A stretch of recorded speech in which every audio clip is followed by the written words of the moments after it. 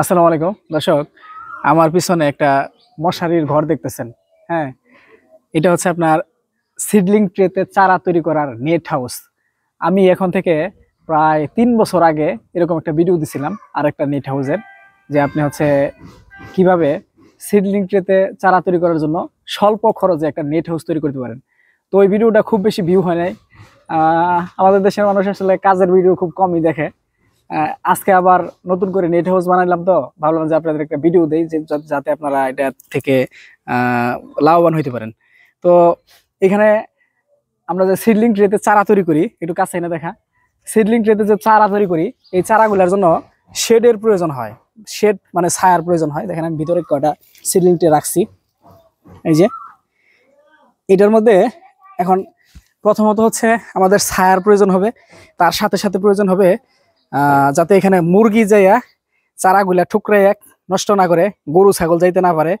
এই জন্য বেড়া বা এগুলার প্রতিবন্ধকতা তৈরি করতে হবে, যাতে মুরগি গরু টরু এইসব গরু ছাগল না যেতে পারে। এই জন্য স্বল্প খরচে বাড়ির উঠানে একটা নেট হাউস যদি আপনারা তৈরি করে নেন, তাহলে আপনারা খুব ভালো মানের চারা উৎপাদন করতে পারবেন। এটার জন্য আপনাদের তেমন কোনো খরচ হবে না, মাত্র আধা ঘন্টা সময়ের মধ্যে আপনারা জিনিসটা তৈরি করে নিতে পারবেন, যদি আপনাদের বাঁশ টাস এসব থাকে, খোঁড়া টোটা থাকে।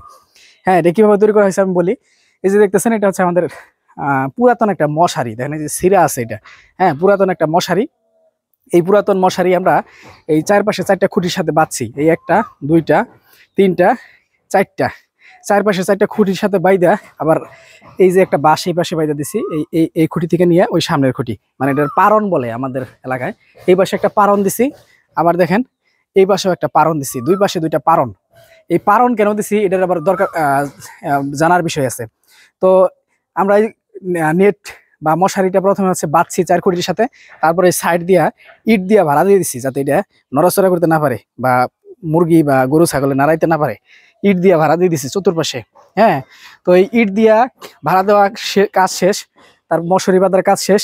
পরে আপনারা কি করবেন, নিচে একটা পলি বিছাই দিবেন, অথবা সিমেন্টের ছালা বা যে ছালা বস্তা ওগুলো কেটে বিছাই দিবেন, তাতে মাটি বাহিত যে সমস্ত ছত্রাকজনিত রোগ আছে ওগুলা আপনার ছাড়াই আক্রমণ করতে পারবে না। তারপরে সেখানে হচ্ছে আপনি এইভাবে সিডলিং ট্রে রাখবেন। হ্যাঁ, এই যে সিডলিং ট্রে দেখেন আমরা ভিতরে রেখে দিছি। এইভাবে সিডলিং ট্রে রাখবেন সাজাইয়া। আপনার যে পরিমাণে ট্রে রাখার প্রয়োজন, আপনি তত বড় মশারি নেবেন। হ্যাঁ, মশারি ছোট বড় করে বাঁধা যায়, বড় মশারি হলে ছোট করে বাঁধতে পারবেন। তো তারপরে হচ্ছে আপনার কাজ কি, এখানে কোকোপিটে বীজ দিয়া সিডলিং ট্রেটা রেডি করে ভিতরে বসাই দিবেন। ভিতরে বসাই দেওয়ার পরে এই যে যে পারন দিলাম, পারনের কাজ আসলে কি, এই যে দেখেন এখানে একটা টিনের ফালা আছে।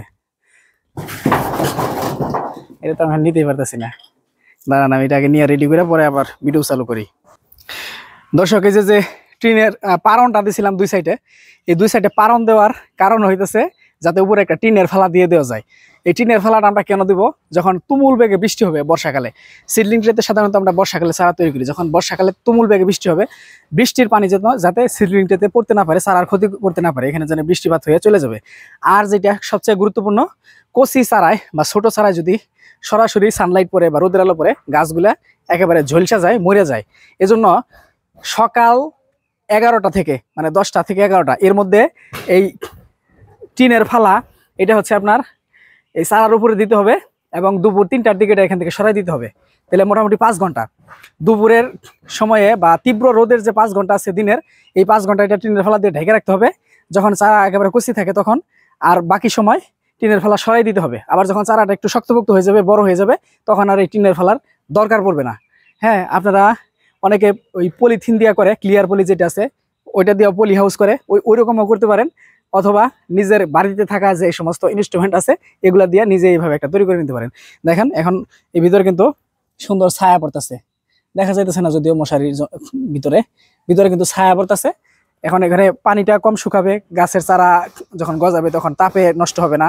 তারপরে চারপাশে আমাদের বেড়া দেওয়া আছে মশারি দিয়া, এর জন্য মুরগি ঢুকে ঠুকরায় নষ্ট করতে পারবে না, গরু ছাগল ঢুকতে পারবে না, সুন্দর চারা হয়ে যাবে। এর আগে আমি অনেক চারা করছি এরকম করে। আপনাদের যদি বেশি চারা করার প্রয়োজন হয়, খোঁটাগুলা দূরে দূরে দিয়ে মশারির স্পেসটা বাড়ায় নেবেন।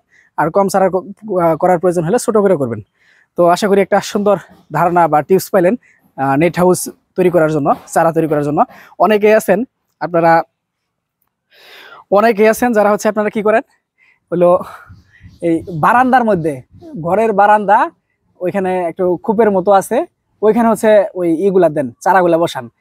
চারা বা যে কোনো উদ্ভিদের স্বভাব হচ্ছে যেদিকে সানলাইট পাবে সেই দিকে হচ্ছে এরা যাবে, সেই দিকেই এরা রোদের আলো নেওয়ার জন্য, কারণ গাছ তো আপনার রোদের আলো থেকে খাবার গ্রহণ করে, আর সবকিছুরই রোদের আলোর প্রয়োজন হয়। তো যেদিকে সানলাইট পাবে ওরা ওই দিকে বাঁকা হয়ে যাবে। যখন আপনি কোনো বারান্দায় দিবেন, যেদিক থেকে আলো বেশি আসতেছে, চারাগুলো বাঁকা ধরে ওই দিকে চলে যাবে। হ্যাঁ, এই জন্য হচ্ছে যেখানে ডিরেক্ট সানলাইট পড়ে, মানে চতুর্দিক থেকে সূর্য আলো পড়ে, এমন জায়গায় দেওয়ার চেষ্টা করবেন। আমাদের এখানে আপনার এটা হচ্ছে পশ্চিম, এটা হচ্ছে পূর্ব, এটা হচ্ছে দক্ষিণ, 3 দিক থেকেই সূর্যের আলো পড়বে। উত্তর দিক থেকে তো আর সূর্যের আলো আসে না, উত্তর দিকে বন্ধ থাকলেও সমস্যা নাই। তো আপনার এরকম খোলামেলা জায়গায় দিবেন, ওই বারান্দায় বা ওদা গাছরে দেওয়া যাবে না, তাহলে কিন্তু চারা ভালো হবে না। আর একটা জিনিস শেষমেশ বলে দেই, শশার চারা 7 দিন, সর্বোচ্চ 9 দিন, মানে শশার চারা আপনি গ্রীষ্মকালে সিলিং ট্রেতে করলে সর্বোচ্চ 7 দিন রাখতে পারবেন ট্রেতে। সরি, মানে 7 দিন থেকে 7 দিনের দিন আপনার বুনে দিতে হবে। আর যদি আপনি আরো 2-1 দিন বেশি রাখতে চান, সর্বোচ্চ 9 দিন রাখতে পারবেন। এর বেশি রাখলে শশার চারা বেশি লম্বা হয়ে যাবে, নষ্ট হয়ে যাবে, ওগুলা লাগাইতে পারবেন না, ভালো ফলন হবে না। ভালো থাকেন সবাই, আসসালামু আলাইকুম, আল্লাহ হাফেজ।